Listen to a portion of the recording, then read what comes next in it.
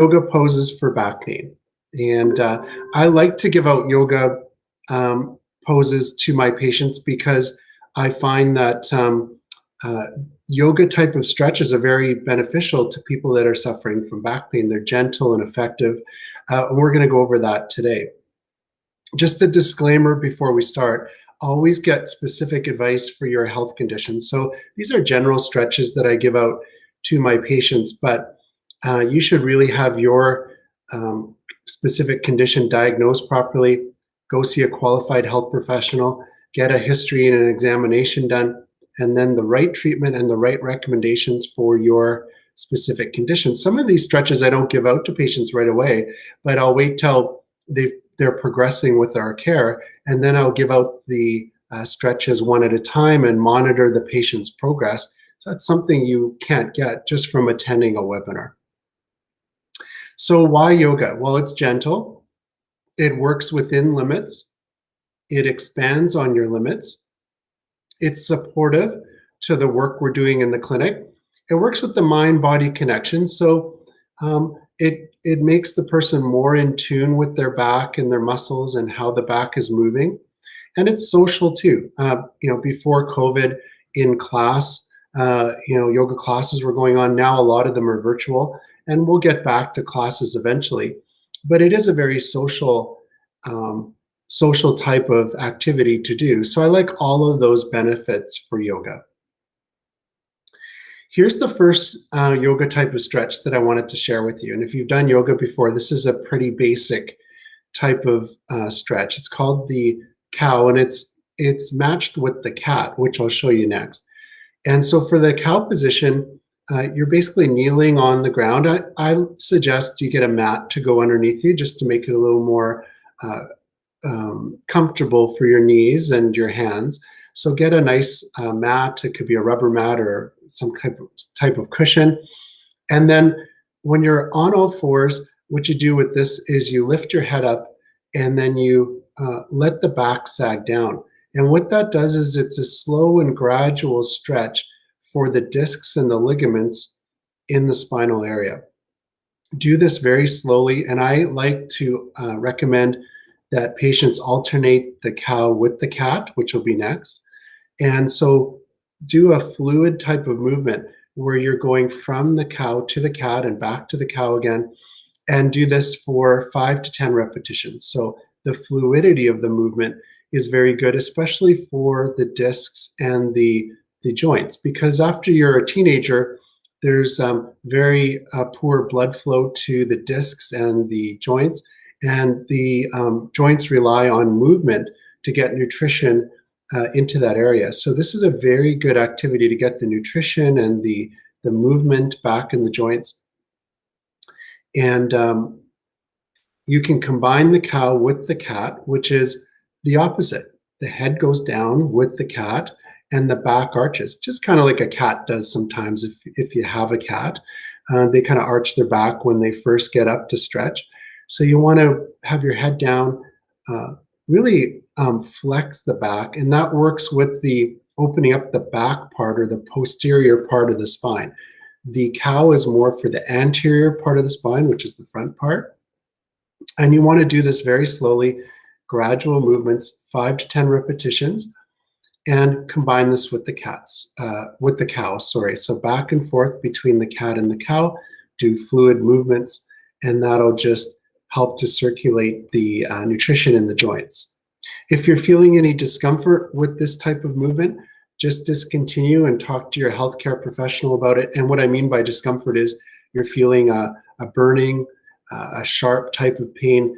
That indicates that you're going too far and your body's letting you know it's too much. If it's just a tension and the tension's being released, kind of like a hot knife going through butter, if it's that kind of relaxation, a release feeling, then that's okay. So you should be feeling some type of release and gradual release as you do these activities. And of course, you can build up the amount of flexibility you have as you progress. So you might want to start with a few repetitions. You could do 3 to 5, and then work yourself up to 5, 6, 7, all the way up to 10 repetitions of each. And I encourage my patients to keep a logbook, just kind of write it down, keep a chart.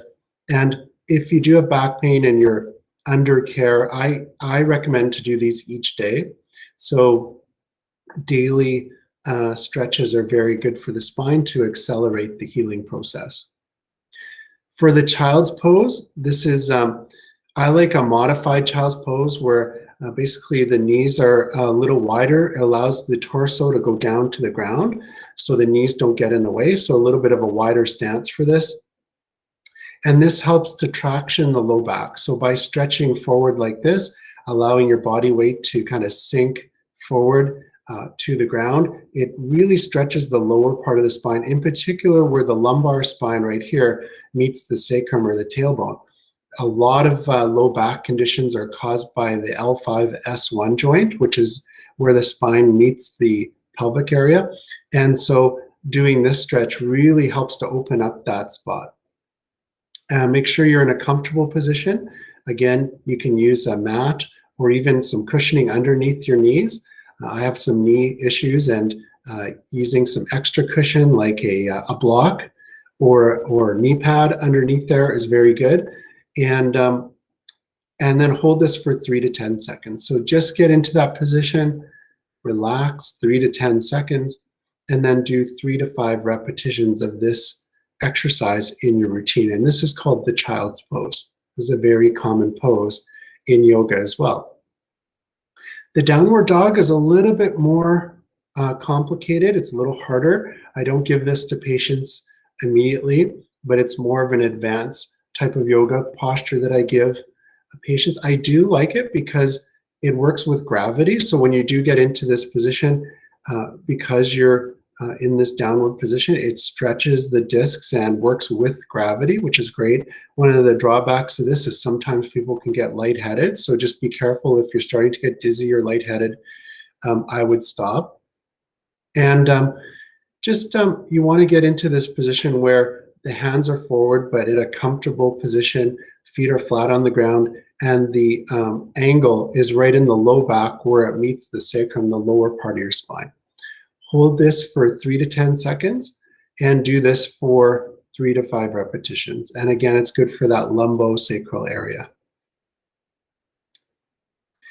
The side plank, again, this is more advanced, but it's really good. I like to recommend to open up the body like this. The hand goes up to the ceiling. The other arm is down, planted firmly, and one of the knees and legs are down, planted firmly as well. The leg is extended straight out. You can have a little flex in the knee so you don't hurt your knee. But what this does is it allows the torso to open up, and then you're going to drop the arm back down so it's on the floor, and then you're going to reach up again and open up the torso. So you're basically rotating the spine and opening up the spine to the ceiling, and then back with the opposite arm, here the left arm, back down to the ground. This works great to rotate the lower part of the spine, and when you come back down, it works with the twisting muscles around the spine. These are the rotation type of muscles. There's some small ones in between the bones. There's some larger ones that span several segments in the spine. And I would do this for 3 to 10 seconds. Do it slowly, work within your limitation, and do 3 to 5 repetitions on each side. So I would do 3 to 5 on the left side like this, and then I would go back into that kneeling position that we just went over, and then I would open up the other side. So use the right arm and have the left arm planted and do the opposite side. So 3 to 5 repetitions and go really slowly. And that movement should take you about 3 to 5 seconds, 3 to 10 seconds as you go up. So just kind of slowly raise your arm up and stay in touch with your body and the way the back is feeling. For the bridge, this is more of a stability type of exercise. It builds up strength. I give this in the latter stages of care. Once patients are feeling better, they're usually out of pain or have very little pain. They've done some yoga stretches that we've just gone over, and now it's about building up strength and stability in the core. So for the bridge, this is really good to strengthen the abdominals.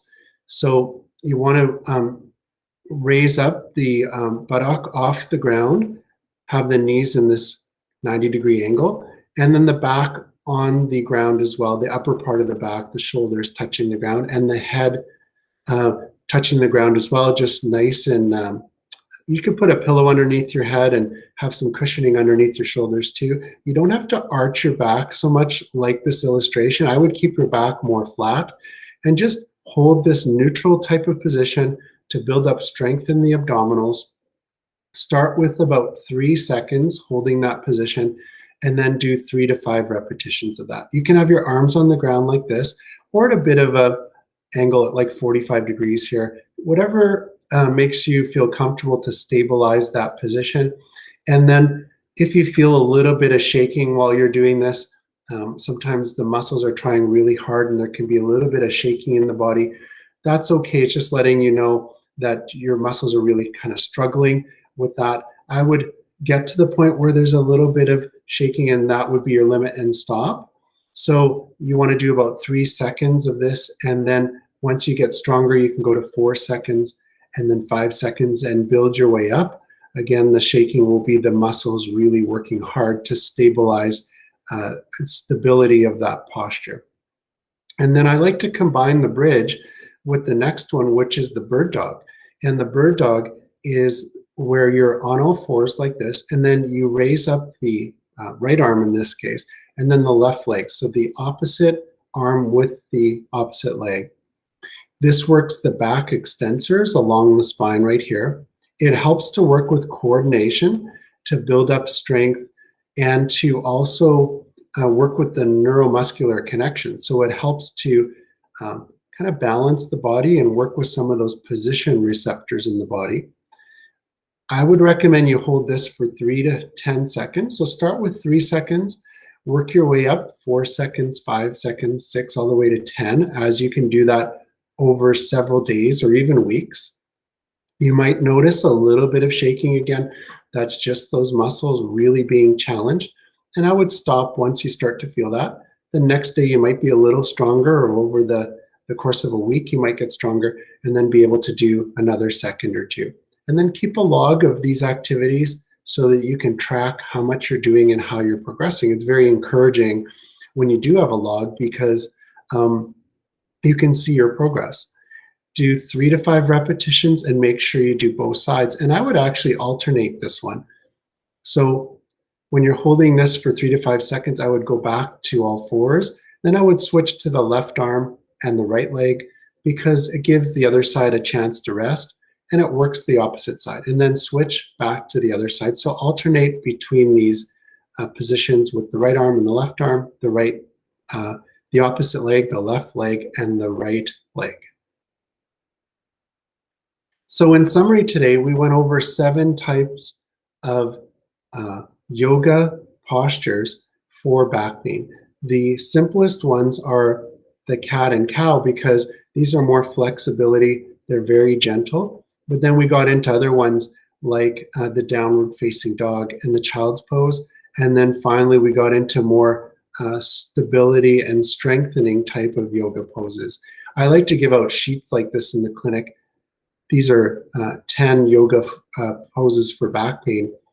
But I do like to give out sheets, and then I'll circle the sheet or I'll email it to a patient, just letting them know which ones to do and how much to do.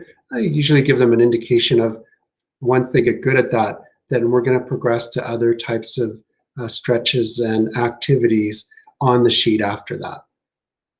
So yoga is a great way to stretch. It can build up flexibility and strength. And yoga is great combined with chiropractic care. But do go see a qualified health professional and get the best advice for your condition, because some of these stretches may be good for your condition and some may not be good for them. I did write a book on back pain and neck pain. So if you're interested in reading that book, there's 2 different types. This is the neck pain one, but there is one on back pain. It's on Amazon, and you just have to type in my name, Dr. Cary Yurkiw, and then neck pain or back pain, and you'll see it in the 3 formats: paperback, ebook, and audio. And so you can search, and I think it's worldwide, the distribution of that and the 3 formats. We are on social media, and we do post a lot of webinars like this on social media too. And my handle on social media is at Dr. Cary Yurkiw. It's pretty simple. We're on YouTube, we're on Instagram, Facebook, and Twitter, all the same handle. We do have a podcast where we'll record the audio part of these types of webinars, and it's called Super Healthy. So that's a little different. And it's on Apple and Spotify. You can get it on Google as well. So you just have to type in Super Healthy and you'll see the recorded webinars we've had like these. And then you can go to my website. We just redid the website actually a few days ago, but if you go to caryyurkiw.com, you'll see what we're up to in the clinic. And we do want to include some of these backdated webinars on the site. And that'll be our next step, is including that, the YouTube recorded videos on our website. If you do live in the Kelowna area, feel free to contact us if you're looking for a chiropractor. For the initial visit, we're offering you 10% off our initial consultation. That offer is good until November 30th, so it's good till the end of the month. You can call this phone number, 250-486-0062, to book that. And of course, you have to live in the Kelowna area to come to our clinic. I want to thank you for joining us today. If you have any questions, I would be happy to answer those. Just going to check the chat here. If you don't, we hope that you join us on another webinar. The way to access those webinars is go to our Eventbrite page. It's probably how you found